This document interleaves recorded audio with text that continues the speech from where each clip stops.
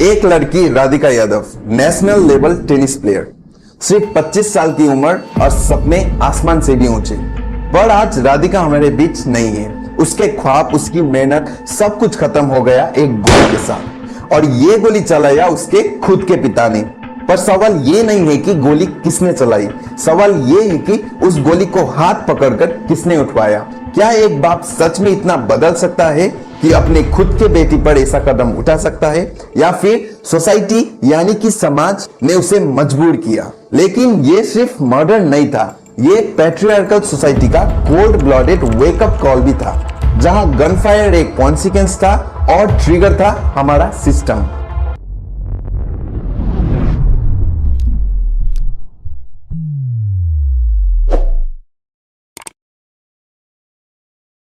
Radhika India की top tennis player में से एक थी, जिसका डबल्स में वर्ल्ड रैंकिंग 113 तक पहुंच गया था। उसने सिर्फ कोर्ट पे ही नहीं, जिंदगी के हर फील्ड में एक्सीलेंस दिखाया था। वो एक टेनिस एकेडमी भी चलाती थी, कोचिंग भी देती थी और एक इंडिपेंडेंट लाइफ जीती थी। और एक छोटी सी कैमियो अपीयरेंस एक म्यूजिक वीडियो में भी किया। लोगों ने बहुत पसंद किया, पर क्या पता ये छोटी सी वायरल रील किसी की ईगो पे इतना भारी पड़ जाएगा। राधिका अपने दम पर जीती थी, लेकिन घर में एक और ही कहानी लिखी जा रही थी। और फिर एक दिन गोली चली और राधिका की कहानी अखबार से लेकर देश की न्यूज चैनल पे हाईलाइट बनके रह गया।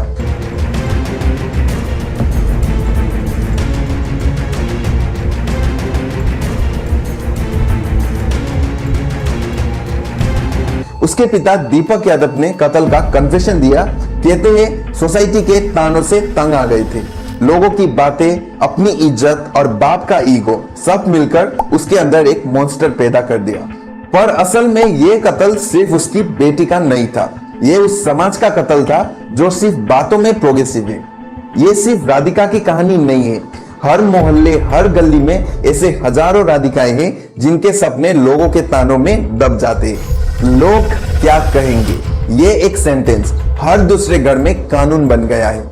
एक लड़की अगर करियर चुने तो सेल्फिश, अगर पब्लिक अपीयरेंस करे तो बेशरम, अगर अपने पिता के अगेंस्ट स्टैंड ले तो बदतमीज, और अगर वायरल हो जाए तो परिवार का नाम डूब गया। तो यहाँ पे सवाल ये है कि क्या प्रॉब्लम लड़की में होती है या सोसाइटी के सोच में।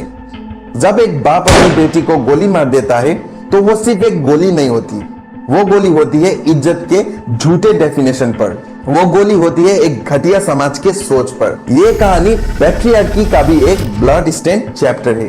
पैट्रियार्की यानी एक ऐसा सिस्टम जहां मर्द के ईगो को सबसे ऊपर रखा जाता है। बेटी कमा रही है, प्रॉब्लम। बेटी वायरल हो गई, शेम। बेटी ने अपनी आइडेंटिटी बनाई, डिसरिस्पेक्ट। एक फादर जिसे गर्व महसूस होना चाहिए था, उसने अपने अंदर के कंट्रोल वाले दर्द को गोली में बदल दिया।